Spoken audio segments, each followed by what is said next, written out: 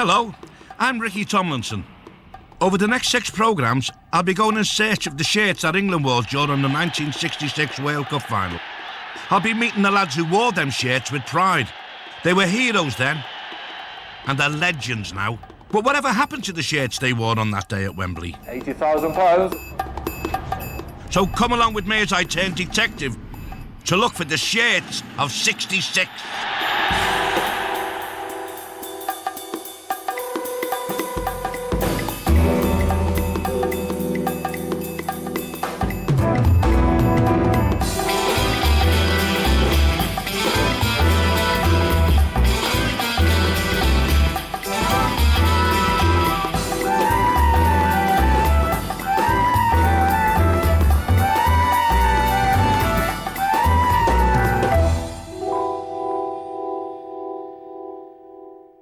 It was here at Wembley 40 years ago that England's most famous victory in football happened.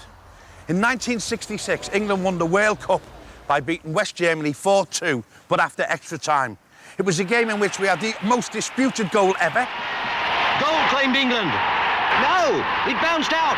No goal, protested the Germans. And a game in which the first World Cup hat-trick was scored. So, of course, all the England players became household names. We all know who they are, don't we? Bobby Charlton. Oh, one. Gordon Banks. Yeah. George Best. Oh. I know him. He's Irish, you bloody thing. George Cohen. Yeah. Jackie Todd. Can you name me any of the players from the 1966 World Cup team? Yeah, Nobby Stiles, Bobby Moore. Yeah. Anybody else? If you asked for the Scottish team that beat you in 1967... Oh, sod off. Bobby Moore. Yeah, Jackie Charlton. Yeah. Bobby Stiles. Yeah. Jeff Hurst. Yeah. Martin Peters. Yeah. Bobby Charlton. yeah, Alan Ball. right. You forgot one out. Come on, mate. Come on, you're going for the big prize, are you? Roger Hunt. Hey, well done.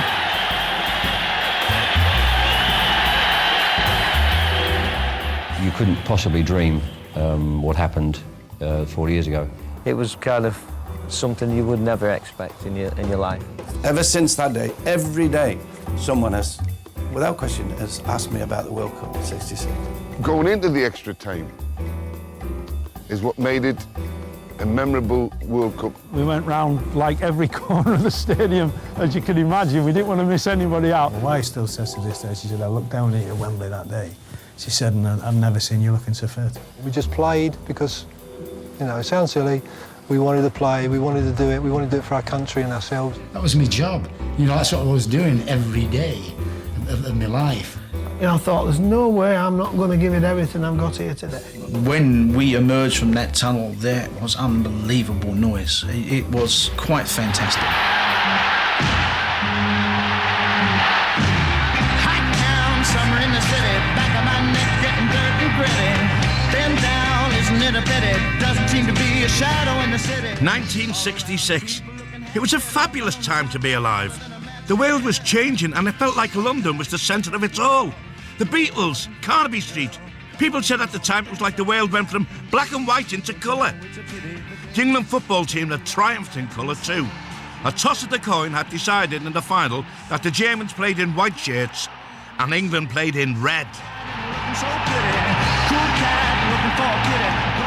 The iconic red shirts, they should be put in a museum and preserved forevermore. The question is, where are they? Sold off, lost, or simply gathering dust in the attic? One thing's for certain, they now have a rarity value, which means they're worth an awful lot of dosh.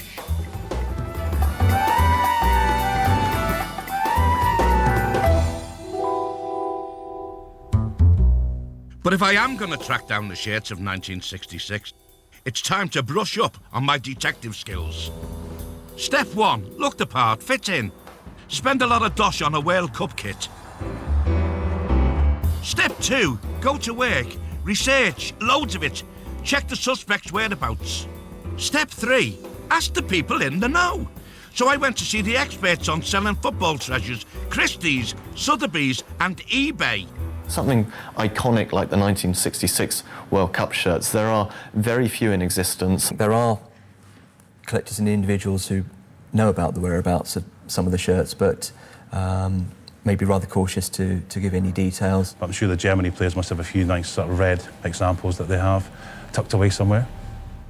The amazing thing is that it's only in the last few years that the football memorabilia has become so popular.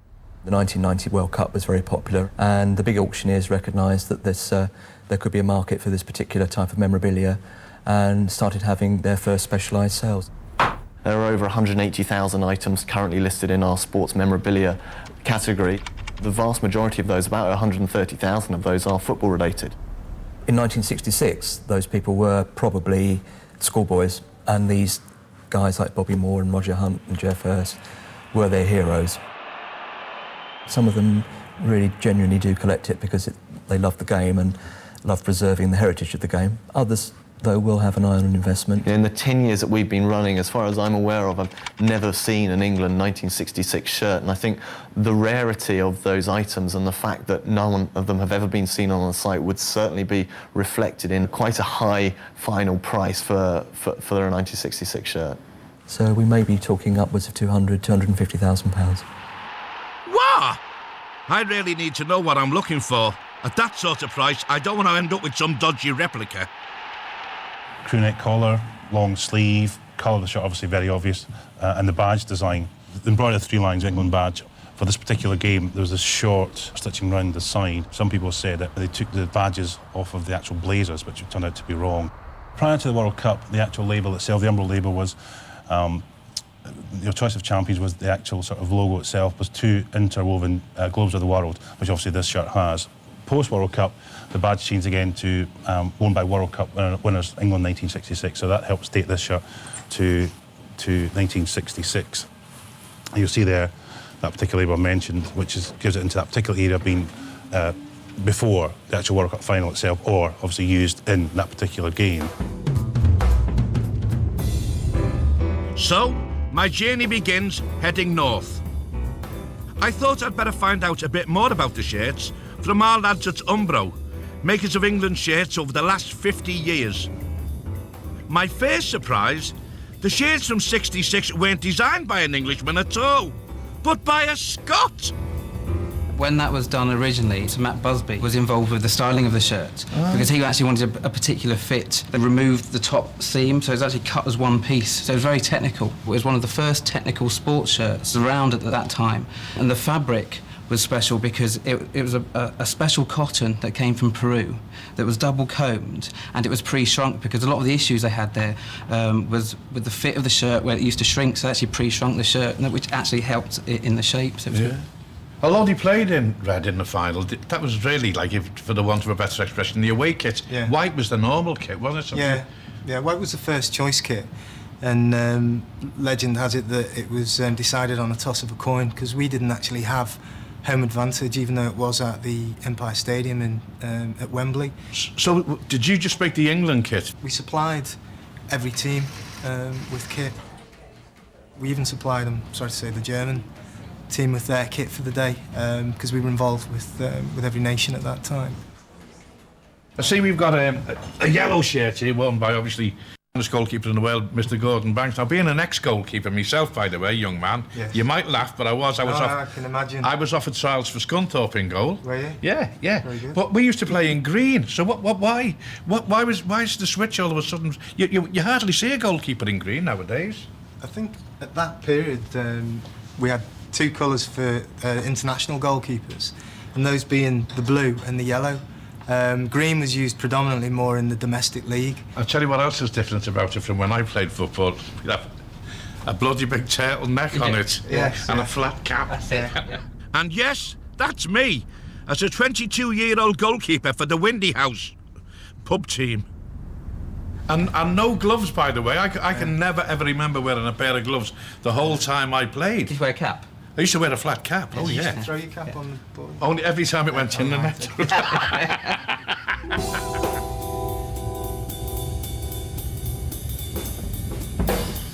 OK, back on the ball.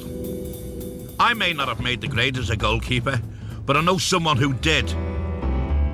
What better shirt to start with than that of England's #1?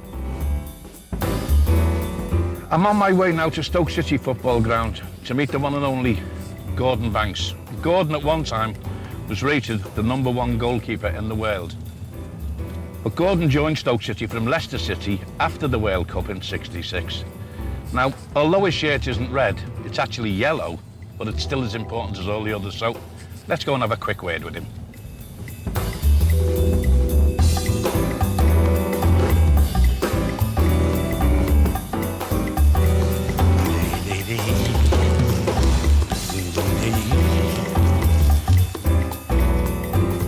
Hello, Gordon, how are you?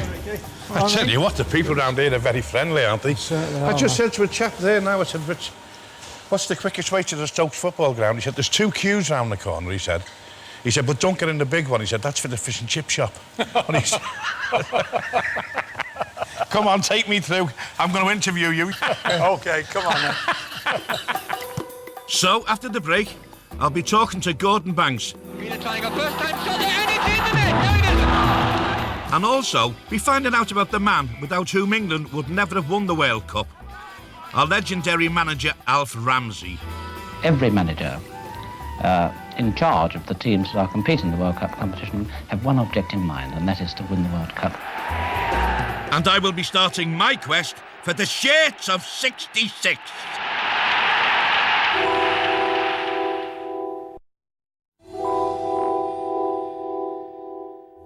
In part 1, I started my investigations into the shirts England wore during the 1966 World Cup final. The experts told me how to spot the genuine article. I've already unearthed some clues, but it's obviously going to take a lot more research and digging. Along the way, I'm going to have to question the England players from the '66 final to find out the whereabouts of the shirts they wore that day. Later, we'll be learning about the vital role played by the manager, Alf Ramsey. But having left Cheadle, the headquarters of Umbro, who made the England shirts back then, I've come to Stoke to meet Gordon Banks. Tell us a little bit about your early days, how you got into the game, how you progressed, and, you know. I got picked for Sheffield Boys, but after 3 games they dropped me. And so my father said, well, you got to get out there and get some work. And my first job at the age of 15 was bagging coal. I decided to change from that, so my brother got me a job on the building site but as an apprentice bricklayer, but it was the same. They were using me as cheap labour. I was digging ditches for drains, but didn't know at that time it was building my upper part of my body up, you see, for later on. I mean, I didn't know I was going to turn pro. This particular Saturday, I missed the bus. I'm still only 15. And I thought, might as well go and watch the local team play on the rec round the corner where we kicked a ball about. I'm on the fence watching him warm up. One bloke said, you used to play goal at school? And I said, yeah, why? In a game, our goalie's not turned up. I said, oh, yeah, I'll play. And then Chesterfield come along and asked me to play for the youth team. Sounds nice. Started, yeah. It's like bloody fairy tale. It is. It's Yeah, great, as I say, isn't it was either luck or fate. I don't know, miss that bus. Now it's right through. Is it going to be number 3? A great save, a desperate Gordon Banks made his England debut against Scotland in 1963. He then remained Alf Ramsey's first-choice goalkeeper for the next 9 years. What about the preparation for the game against Uruguay? Oh, the first game, yeah. We were very, very nervous. And we knew Uruguay, we knew they were a good side, very tough side. We were going to meet the Queen because it was the opening ceremony and she was there for the opening game. So we stood up and, honestly, Ricky, you just wanted to get on with this game. It now gives me great pleasure to declare open the 8th World Football Championships.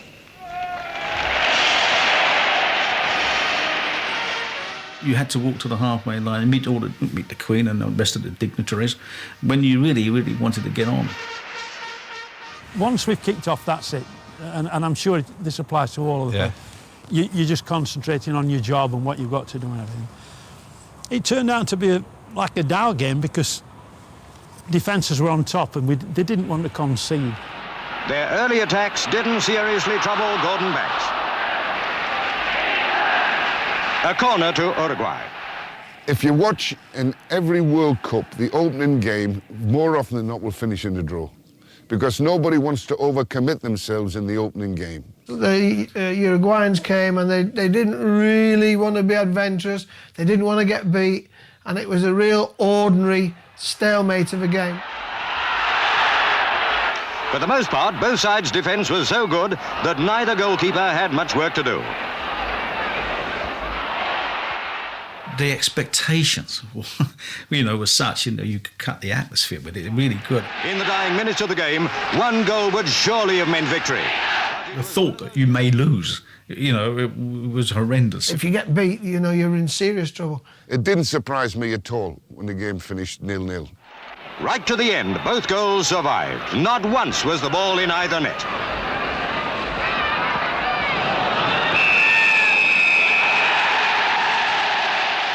Disconsolately, England left the field. The best team that manager Alf Ramsey could muster was not good enough to win. Bobby Charlton, Moore and Stiles and all their teammates had not produced the expected form. The press weren't too pleased with us. Even the crowd weren't too pleased with us. We were supposed to beat Uruguay. Morale high after Monday's match? Well, we were all very pleased with Monday's performance. Naturally, we were a little bit disappointed as much that we didn't win, but we all feel that Uruguay will be one of the most difficult teams to beat in the tournament, so we're all quite happy. That disappointing draw in the first match wouldn't shake Ramsey's faith in his boys. Alf had a master plan and would follow it through to its glorious end. After his confident prediction that England would win the World Cup, the nation was expecting nothing short of victory. He got his reputation by being manager at Ipswich Town, who won the Old First Division in 1962 with a pretty average-looking team, but he had terrific tactical nous.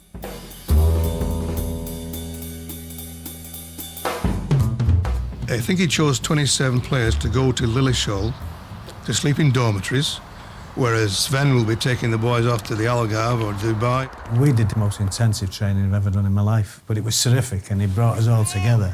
Our season in those days were 42 matches, and then you were expected to report to Lilleshall, and that was pretty hard work. But we were away for a long time, and Big Jack can look attractive after 6 weeks, I can tell you.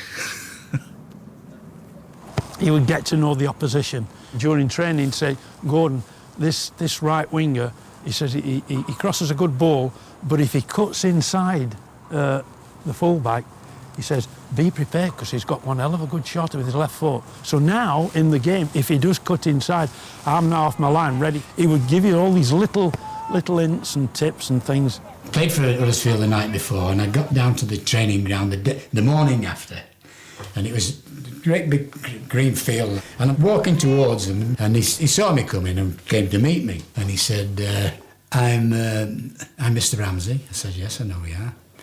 And he said, how do you like to play, Mr. Wilson? I said, well, I play full back. I obviously put the winger out of the game. I like to win the ball, and then I look around for somebody who can use it better than me. You will play exactly how I want you to play. And nobody argued with him. Jack Charlton's great. I mean, Jack says, he says that the only thing Alf ever said to Jack was no. Like, can I have a few headers at Banksy? No. Can I go for a newspaper down the street? No. But I always had the feeling that Alf didn't really like me. Go away. I don't know why, but I always did. He had this quiet discipline about him, and he expected that while you were with him, you would be expected to toe the line and do the right thing as a good professional. We were watching television about 10 o'clock. He'd come in the room and say, good night, gentlemen. And that was it. We went to bed. Alf knew his players. When he picked Jack Charlton, Jack said, why have you picked me? I'm 30. And he said, Jack, I don't always pick the best players, you know. He knew what he was good at. He was good at the man management. The coaching was first class, but he knew that he had to get all these players together, all with maybe different characteristics, come from different clubs, play a different system, play. But he inaugurated the 4-3-3 system, and the 4-3-3 system is still in place today. We have improved tremendously, not only in our attitude and outlook towards international matches, but in the various ways of playing.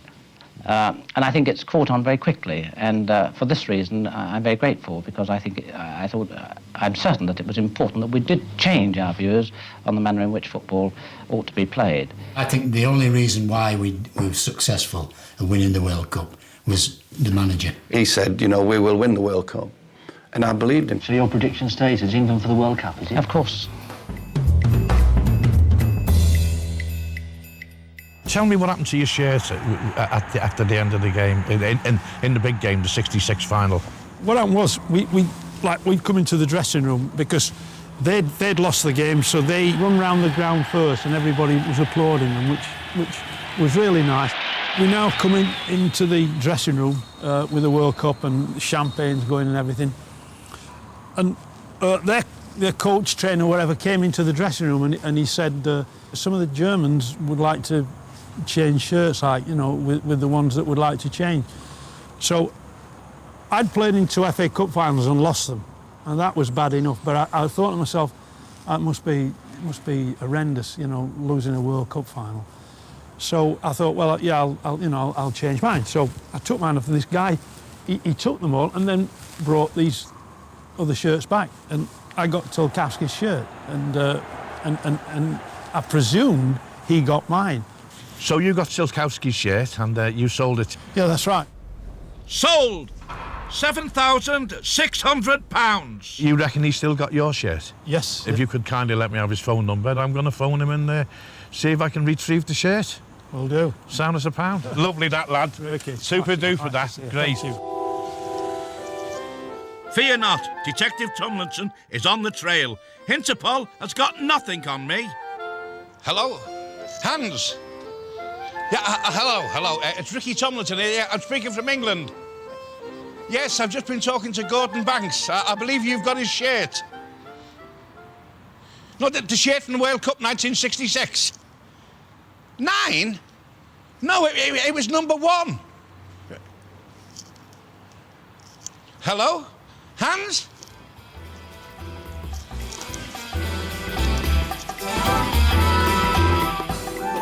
So that first shirt seems to be missing in action in Germany. A trip there beckons, as Hans obviously needs more investigation. Next time, I'll be talking to 2 footballing legends, Alan Ball and Nobby Stiles. 2 tiny men, but absolute giants when it comes to international football. Can you spare me a couple of minutes? It's a pleasure. Thank you very much. And we'll also be looking at England's second game in the tournament against Mexico. Hope you'll join me then.